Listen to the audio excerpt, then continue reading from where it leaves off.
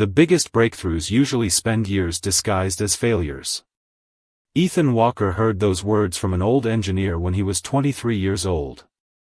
21 years later, standing alone inside a nearly forgotten testing bay at Harrington Dynamics, he still remembered them. The room smelled faintly of machine oil, metal, and dust. Most of the equipment had not been used in months. Several projects had come and gone. Budgets had been approved and cancelled. Entire departments had shifted priorities. Yet one machine remained exactly where it had always been. At the center of the room sat Engine 47. Employees throughout the company had given it a different name years ago. The dead engine. Ethan walked slowly around the prototype while holding a tablet filled with notes. The engine had failed every major benchmark the company expected it to pass. It consumed too much time. Too much money. Too many resources. At least that was what everyone believed. Most engineers stopped paying attention to it long ago. Some joked that the prototype should be placed in the company lobby as a reminder of what failure looked like. Others forgot it existed entirely. Ethan never laughed. Every morning before starting his regular assignments, he spent a few minutes standing beside the machine. Watching. Listening. Thinking. Not because he was stubborn. Because something about the engine never made sense to him. Failure usually left a pattern. This one left questions. He opened a maintenance panel and studied a small section of internal data recorded during the previous test cycle. Nothing dramatic appeared on the screen. Nothing that would attract attention during a board meeting. Yet Ethan stared at it for nearly a minute. Then another. A faint smile appeared on his face. "There you are," he said quietly. The words disappeared into the empty room. His phone vibrated. A message from his daughter appeared on the screen. Lily had sent a photo of a science project she was working on at school. A cardboard bridge covered with markers and handwritten notes. Beneath the picture was a short message. "Do not forget tonight. You promised pizza." Ethan smiled immediately. He typed back. "I remember. Pizza is more important than engineering." A reply arrived seconds later. "Good answer, Dad." He slipped the phone into his pocket and looked back at the engine. Most people saw a failed investment. Most people saw wasted time. Most people saw numbers that refused to justify further funding. Ethan saw something else. He saw an answer hiding inside the wrong question. Outside the testing bay, employees moved through hallways preparing for an executive review scheduled later that afternoon. Rumors had spread throughout the company that several underperforming projects would be permanently shut down.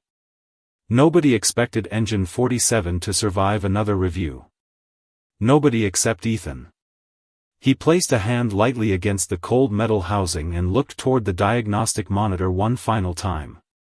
The data point he had noticed earlier remained there. Small. Quiet. Almost invisible. Yet for reasons he could not fully explain, it felt more important than every report written about the project during the past 3 years. And as the building around him prepared to bury the engine for good, Ethan found himself more convinced than ever that everyone was looking at the wrong evidence. By the time Ethan left the testing bay, the rest of Harrington Dynamics was already preparing for the executive review. Conference rooms filled with department heads carrying reports, projections, and recommendations. Conversations echoed through glass hallways. Most employees approached the meeting with a simple expectation. Engine 47 would finally be shut down. Ethan walked through the building without rushing. A few coworkers nodded politely. Others barely looked up from their screens. The project had become a joke so gradually that nobody remembered when it started. One engineer standing near the coffee station smiled as Ethan passed. "Still visiting the museum piece?" he asked. Ethan glanced toward him. "Every day." The engineer laughed. "One of these days you are going to admit it is finished." Ethan poured a cup of coffee. Maybe. That is not an answer. It usually means I need more information. The engineer shook his head. You always say things like that. Ethan smiled faintly and continued down the hallway. 30 minutes later, he arrived at Lily's elementary school to watch a short science exhibition before returning for the executive review. Parents filled the gymnasium while children proudly displayed their projects. Lily stood behind her cardboard bridge explaining weight distribution to another student. The moment she spotted Ethan, her face lit up. You made it. I promised. She pointed proudly toward the bridge. It held 22 pounds before it finally bent. Ethan nodded with genuine admiration. That is impressive. Not as impressive as your engine. Ethan laughed quietly. Nobody else seems to think so. Lily frowned. That is because they have not figured it out yet. The certainty in her voice caught him off guard. And what exactly have they not figured out? Lily thought for a moment. That you do not spend years looking at something unless it matters. Ethan looked at the bridge. Then at his daughter. Then back at the bridge. That is actually a pretty good observation. I learned from you. After the exhibition ended, Ethan drove back toward company headquarters. The afternoon sky had darkened with low clouds drifting over the city. His phone buzzed twice during the drive. Internal reminders about the executive review. Budget discussions. Project evaluations. None surprised him. What surprised him was how calm he felt. Most people facing a meeting that could determine the future of years of work would feel nervous. Ethan felt curious. The data point he had discovered that morning continued replaying in his mind. Small. Quiet. Nearly invisible. Yet every time he reviewed the numbers, the same conclusion emerged. The engine was not behaving like a failed design. It was behaving like something nobody understood. As the headquarters building came into view ahead of him, he noticed employees gathering near the executive conference center. Some carried laptops. Others carried reports. Everyone seemed ready to discuss why the project should end.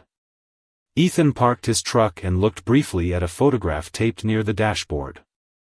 Lily smiled back at him from a school picture taken the previous year. Pizza tonight, he said softly. Then he stepped out of the truck and walked toward the building where people were preparing to bury the one project he believed still had a future. The executive conference room occupied the entire top floor of the headquarters building. Floor-to-ceiling windows overlooked the city while department heads settled into their seats around a long polished table. Large screens displayed project summaries, budget reports, and performance forecasts. Ethan took a seat near the far end of the room and quietly opened a notebook. Around him, conversations focused on efficiency, profitability, and future investments. Nobody mentioned Engine 47 with enthusiasm. Most mentioned it with frustration. At precisely 2 o'clock, Olivia Harrington entered the room. The conversation stopped immediately. She moved with the confidence of someone accustomed to making difficult decisions. As CEO, she had spent years guiding the company through rapid growth. Results mattered. Numbers mattered. Sentiment did not. The review began. One project after another appeared on the screen. Progress reports. Funding requests. Expansion plans. Several teams received approval. Others received warnings. Then the slide everyone expected finally appeared. Engine 47. A photo of the prototype filled the display. Beneath it sat 3 years of disappointing benchmarks and escalating development costs. One executive adjusted his glasses. The project has consumed significant resources with no commercial viability. Another nodded. Every major performance target was missed.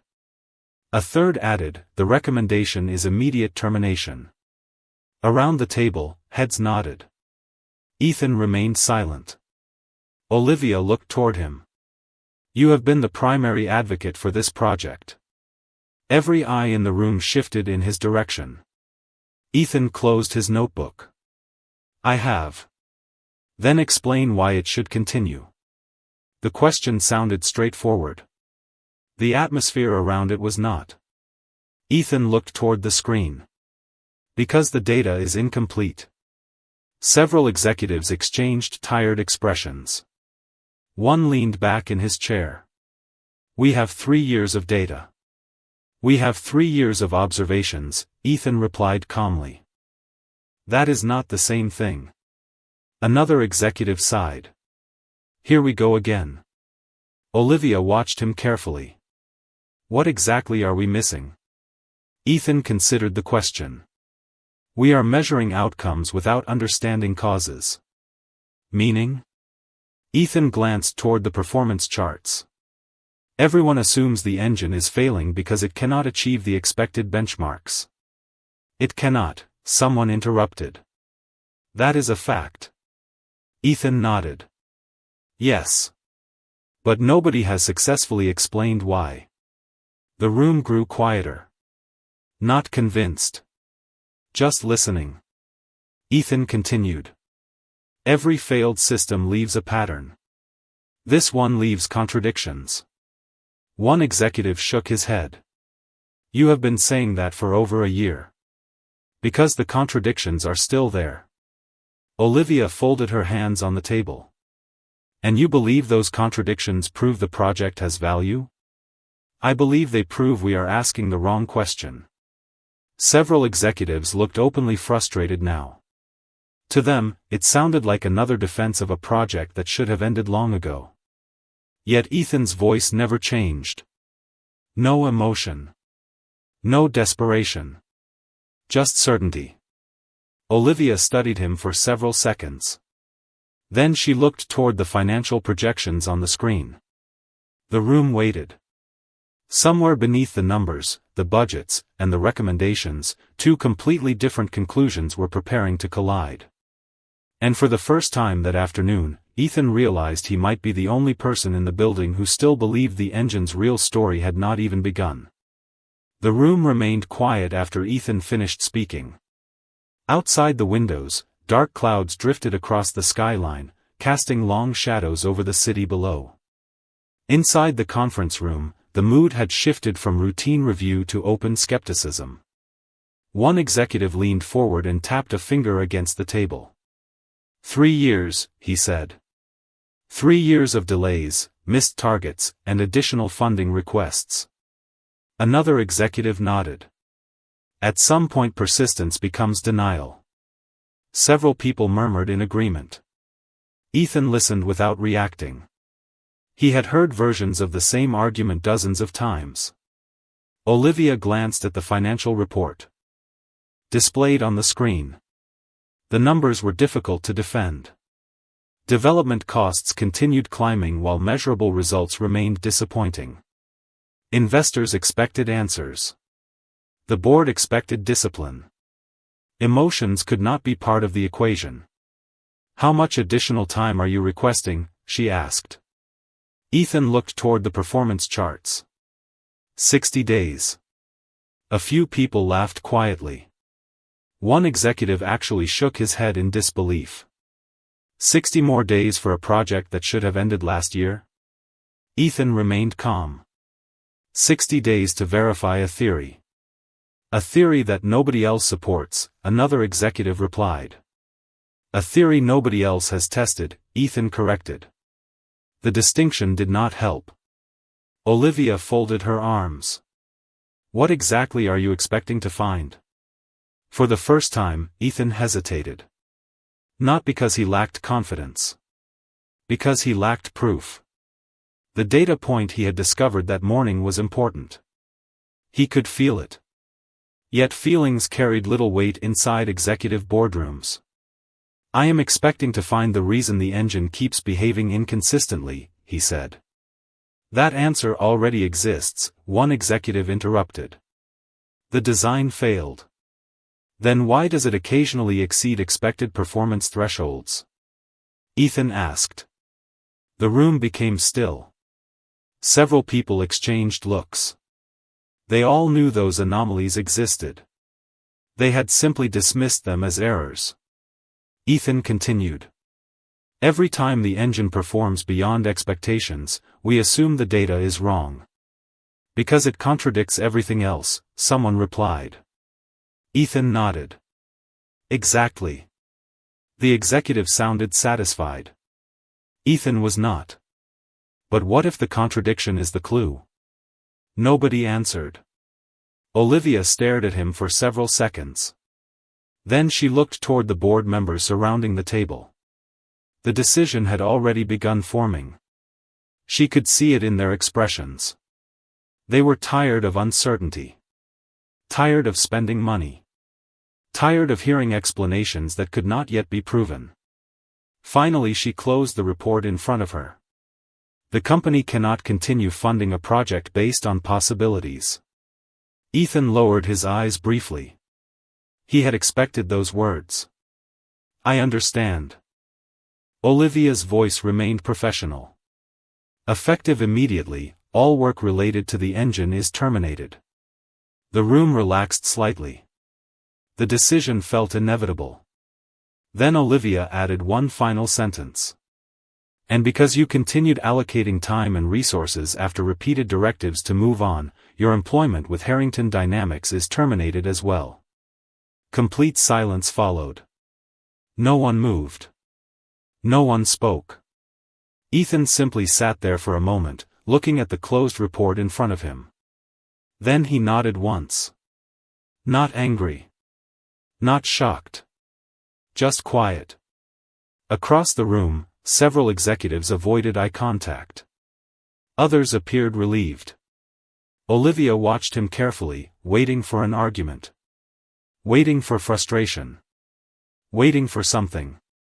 Instead, Ethan gathered his notebook, stood from his chair, and calmly walked toward the door. Before leaving, he glanced once at the image of Engine 47 displayed on the screen. Then he left the room without saying a word. And somehow that silence unsettled Olivia far more than any argument ever could. The drive home took nearly 40 minutes. Traffic moved slowly beneath a gray evening sky while Ethan kept both hands on the steering wheel and said very little. Surprisingly, he did not feel angry. Disappointed, perhaps. Curious, definitely. But not angry. The decision had been made long before the meeting started. The board simply needed a room full of people to agree with it. By the time he pulled into the driveway of his small suburban home, Lily was already waiting on the front porch. She spotted the truck immediately and ran down the steps carrying her backpack. "Did you save it?" she asked before he even stepped out. Ethan smiled faintly. "No," Lily's expression changed. "They shut it down?" "Yes." "What about your job?" Ethan looked at her for a moment.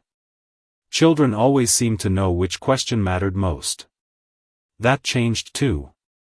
Lily stared at him. "They fired you?" Ethan nodded once. For a second she looked upset. Then something unexpected happened. She stepped forward and hugged him. Not because she understood corporate decisions. Not because she understood engineering.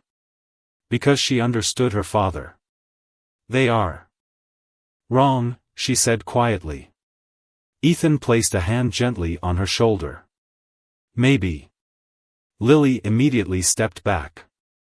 "That means yes." A small laugh escaped him. "You are getting very good at this."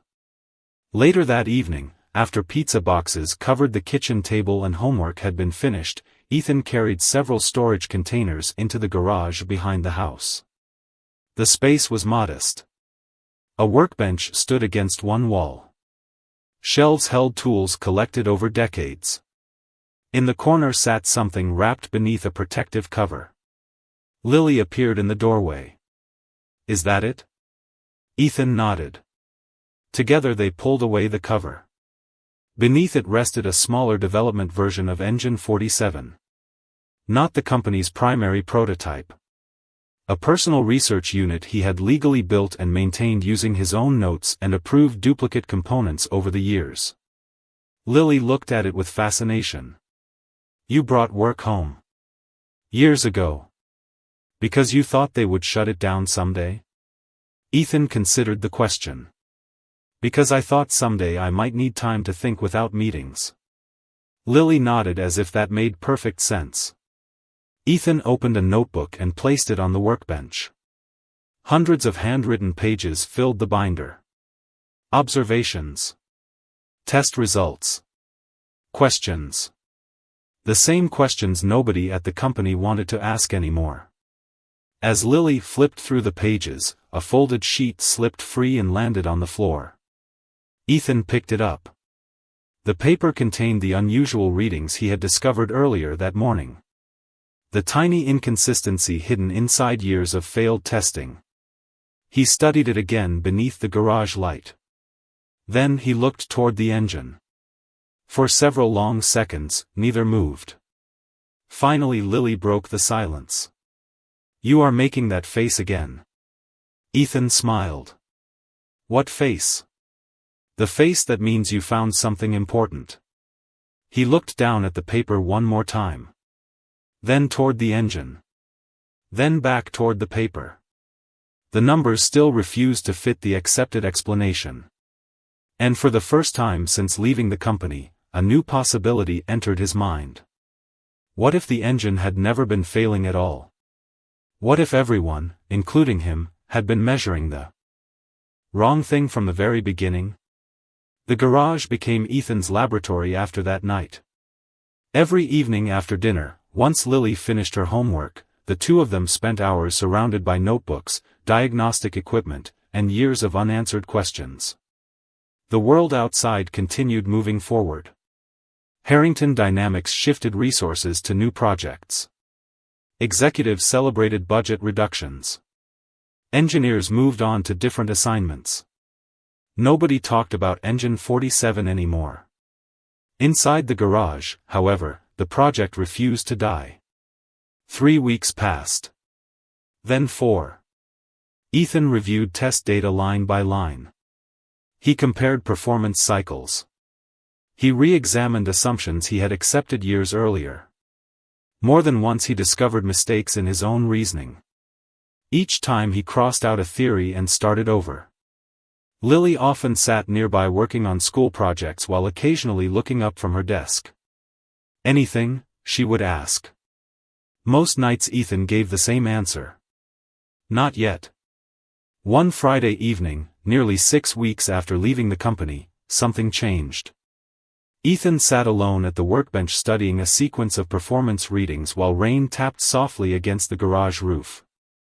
The engine had always been evaluated using a standard measurement model designed around traditional efficiency targets. Every benchmark. Every failure report. Every executive decision had relied on those measurements. Ethan stared at the numbers for nearly 10 minutes.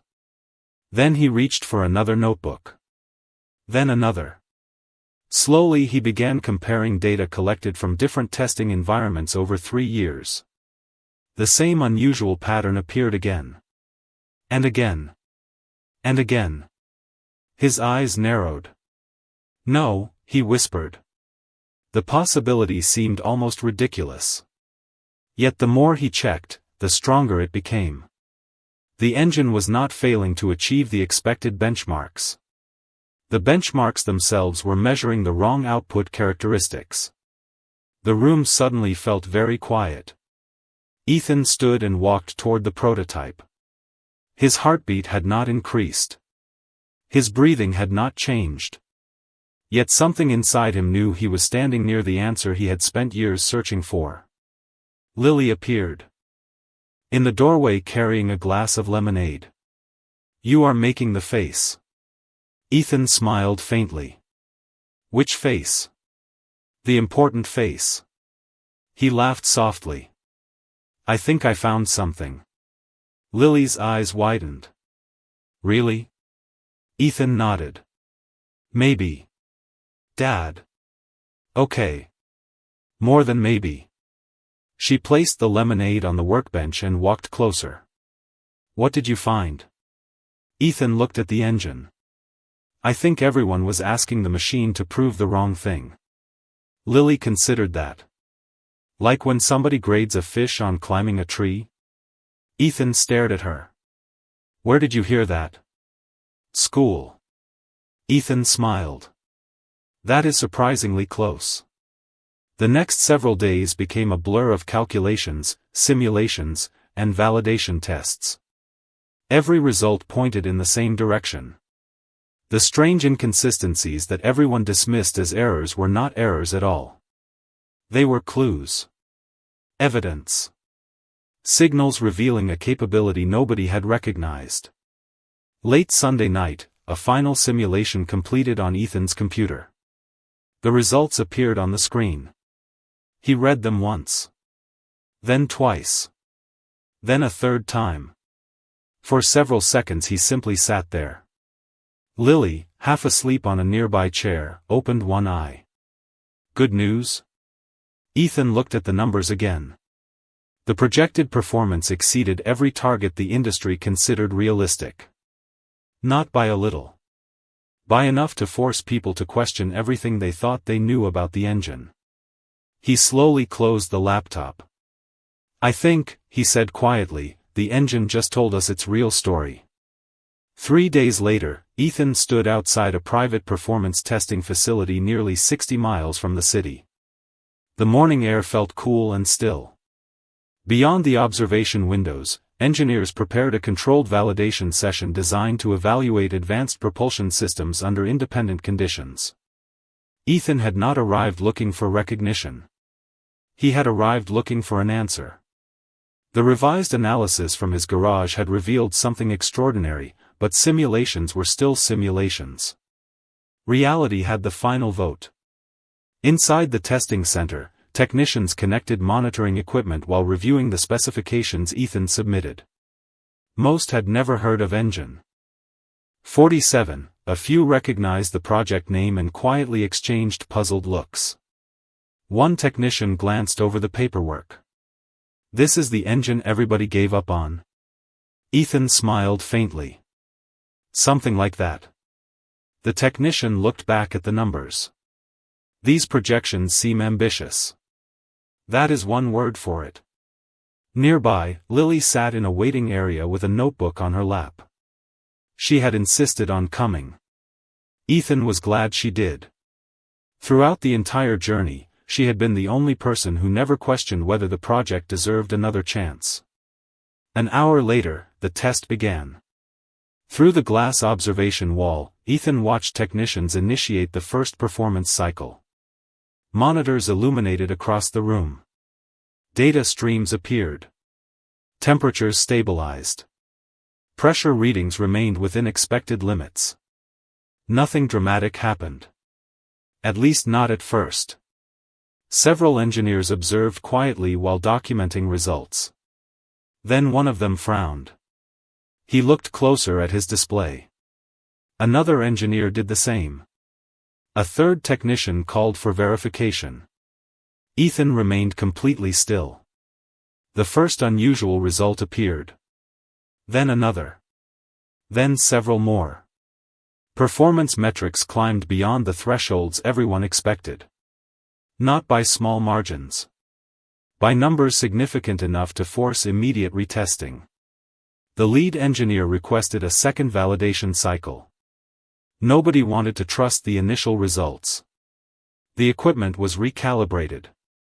Sensors were verified. Every procedure was repeated. The second run produced even stronger results. The atmosphere inside the facility changed immediately. Conversations grew faster.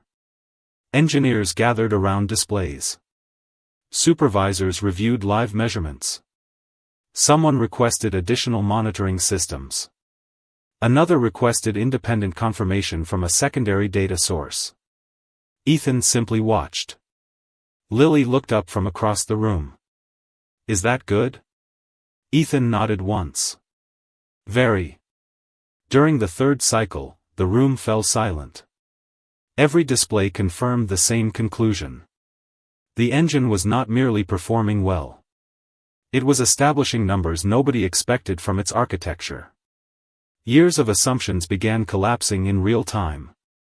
One engineer leaned back in his chair and slowly removed his glasses. Another stared at the monitor without speaking. The lead technician approached Ethan. "How long have you known?" Ethan considered the question. "I did not know." "Then what made you keep going?" Ethan looked through the observation window toward the engine. "Because the failures never made sense." By late afternoon, the facility completed its report. Independent validation confirmed the findings. The project, dismissed as a dead end, had just achieved performance benchmarks that exceeded several standing industry records. The lead engineer shook Ethan's hand. "Once this report becomes public, people are going to ask questions." Ethan glanced toward Lily. She was already smiling because somehow she had expected this all along. He smiled back. Then he looked at the finalized report resting on the table. For years nobody wanted to hear the engine story. Now the entire industry was about to listen. The report became public 48 hours later. Ethan was standing in the grocery store comparing prices on cereal when his phone began vibrating continuously. At first he ignored it. Then he noticed the number of notifications climbing higher and higher. Industry publications. Engineering forums. Technical journals. Independent analysts. Everyone seemed to be discussing the same story. A prototype engine abandoned after years of failure had just shattered multiple validated performance records during independent testing. Ethan placed the phone back into his pocket and continued shopping. Across town, the atmosphere inside Harrington Dynamics felt very different. Olivia Harrington stood in the executive conference room staring at a series of headlines projected across a large screen. Around the table sat the same executives who had voted to terminate the project. Nobody seemed eager to speak. The lead financial officer finally cleared his throat. The testing facility confirmed everything. Another executive looked exhausted. 3 separate validation cycles. And independent verification. Silence followed. Olivia reviewed the technical report again. The numbers remained unchanged. The engine had not merely succeeded. It had outperformed expectations by margins large enough to attract attention throughout the industry. Investors were calling. Competitors were asking questions. Reporters wanted interviews. One detail appeared repeatedly throughout every article. The name attached to the final analysis. Ethan Walker. Olivia leaned back in her chair. For a long moment she remembered the meeting. The confidence in Ethan's voice. The absence of anger. The way he had quietly accepted the decision. At the time she interpreted it as resignation. Now she wondered if it had been certainty. Across the table, one executive shook his head. "We fired the person who solved it." Nobody argued. Because nobody could. Meanwhile, at school, Lily sat proudly beside a group of classmates while her teacher discussed current events. A student held up a printed article. "Wait," he said. "Is this your dad?" Lily smiled. "Yes." "The engineer?" "Yes." "The one who fixed the engine everybody said was impossible?" Lily thought for a moment. "He did not fix it." The class looked confused. "Then what did he do?" Lily smiled again. "He listened to it longer than everyone else." That evening, Ethan returned home to find several messages waiting for him. Consulting offers. Interview requests. Invitations from companies he had never spoken to before. He read them briefly before setting the phone aside. None interested him as much as the notebook resting on his workbench. Later that night another message arrived. This one carried a familiar name. Olivia Harrington. Ethan stared at the screen for several seconds before opening it. The message was short. Professional. Respectful. She requested a meeting. Nothing more. No explanations. No excuses. No attempt to justify the past. Ethan read it twice before locking the phone. Lily appeared beside him holding a bowl of popcorn. Who was it? Ethan smiled faintly. Someone from work. Lily raised an eyebrow. Former work. Ethan laughed quietly. That too. Outside, the evening settled over the neighborhood.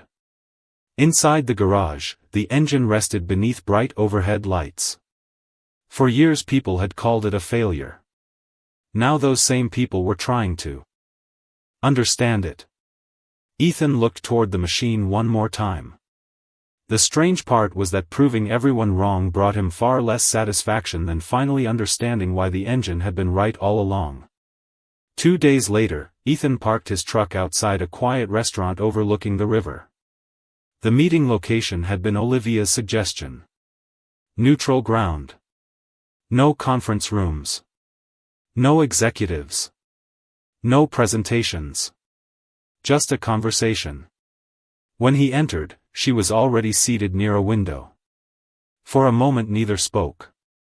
The headlines, the reports, the industry attention, all of it seemed strangely distant compared to the simple reality of two people sitting across a table. Olivia was the first to break the silence. Thank you for coming. Ethan nodded. You asked. She smiled faintly. That sounds like something Lily would say. Ethan laughed quietly. You remember her.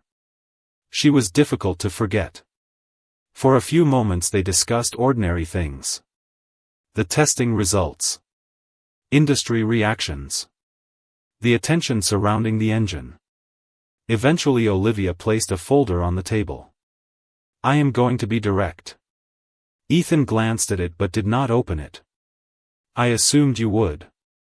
Olivia took a breath. The board wants you back. Ethan remained silent. Senior leadership position. Full authority over advanced development. Equity participation. Resources. Your own division. She pushed the folder forward. Everything is there. Ethan looked at the folder. Then at the river beyond the window. Then back at Olivia. That is a generous offer. It is deserved. Ethan smiled politely. Maybe. Olivia shook her head. No. Definitely. For the first time since arriving, she seemed less like a CEO and more like someone carrying a genuine regret. I was wrong. Ethan did not immediately respond. I thought I was protecting the company. You were. Olivia looked surprised. What? You made the decision the information supported. She stared at him. I fired the one person who understood the project. Ethan shrugged slightly. At the time, nobody knew that. You did. Ethan looked out the window again. I suspected. The answer lingered between them. Finally Olivia smiled. You really are incapable of taking credit for anything. Ethan laughed softly. That is not true. Really? I take full credit for teaching Lily to put pineapple on pizza. Olivia laughed for the first time all afternoon. The tension eased immediately. A few minutes later she nodded toward the folder again. Will you at least consider it? Ethan opened the folder. He reviewed the offer carefully. The compensation was extraordinary. The authority was substantial. The opportunity was something most engineers would spend an entire career pursuing. Then his phone vibrated. A message from Lily appeared. Science fair starts in 30 minutes. Do not be late. Ethan stared at the screen for a second and smiled. Olivia noticed immediately. Lily? He nodded. Science fair.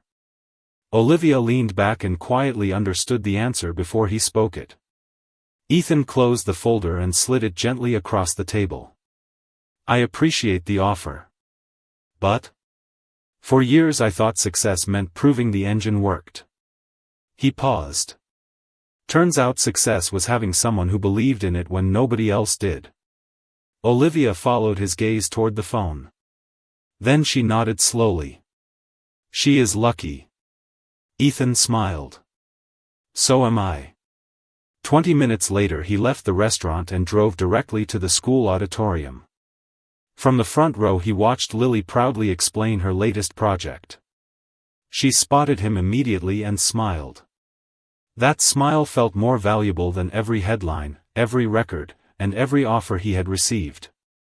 As applause filled the room, Ethan realized something simple. The engine had broken records. The company had learned a lesson.